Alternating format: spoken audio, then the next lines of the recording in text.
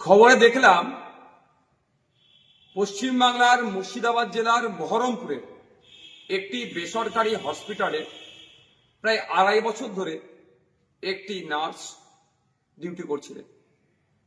হঠাৎ তার হিজাব পরার কারণে তাকে বরখাস্ত করা হয়েছে, অর্থাৎ চাকরি থেকে তাকে চাকরিচ্যুত করা হয়েছে, চাকরি থেকে বাদ দেওয়া হয়েছে। আমি ভেবে অবাক হচ্ছি আমরা কোন রাজ্যে বসবাস করছি। একজন নার্স, তার কাজ হচ্ছে ডিউটি করা, যতটুকু ডিউটি হওয়ার আছে করবেন, পরিষেবা দেবেন। সে হিজাব পরে থাকলো, মাথায় সিঁদুর থাকলো, বা হাতে শাখা পালা থাকলো, এটা ম্যাটার করে না। এইগুলো যদি আমার মনে খোলানো হয়, মানে সে শাখা সিঁদুর হোক, শাখা পালা হোক বা হিজাব হোক, তাহলে তার ধর্মীয় আচরণে বাধা দেওয়া হচ্ছে। আমরা কোন রাজ্যে বসবাস করছি? এই দিন দেখার জন্য কি সংখ্যালঘু মুসলিম সমাজের মানুষেরা, ধর্মনিরপেক্ষ সমাজ মানুষেরা তৃণমূলকে ক্ষমতায় তৃতীয়বারের জন্য এনেছিল?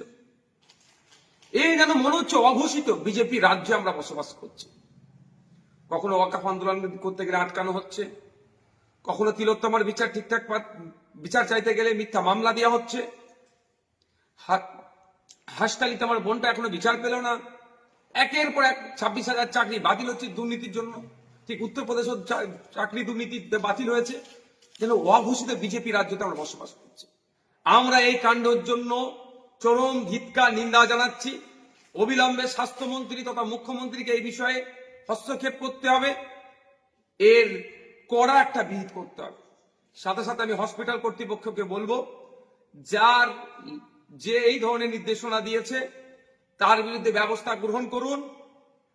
অবিলম্বে এই ধরনের অবাঞ্ছিত মন্তব্য, অসংসদীয় মন্তব্য, অসাংবিধানিক মন্তব্যকে আপনারা প্রত্যাহার করুন।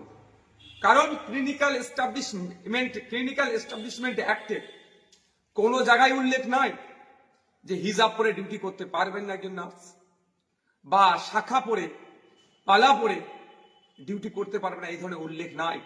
তাহলে আপনারা কে? ক্লিনিক্যাল এস্টাবলিশমেন্ট অ্যাক্টকে আপনারা ভায়োলেট করছেন, ফান্ডামেন্টাল রাইটসকে আপনারা ভায়োলেট করছেন, ধর্মীয় স্বাধীনতা হস্তক্ষেপ করছেন। এগুলো মেনে নেওয়া যায় না।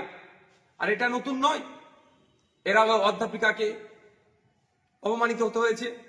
মাননীয় মুখ্যমন্ত্রী যেখানে নিজে হিজাব পরে ভোট চাইতে চলে যাচ্ছেন, সেখানে একজন হিজাব পরে তার কর্মক্ষেত্রে তার এই স্বাধীনতাটুকু নাই কেন? ঠিকঠাক করে কাজ করতে পারছে, তাকে চাকরিচ্যুত হতে হচ্ছে। এই অন্যায় মেনে নেওয়া যাবে না।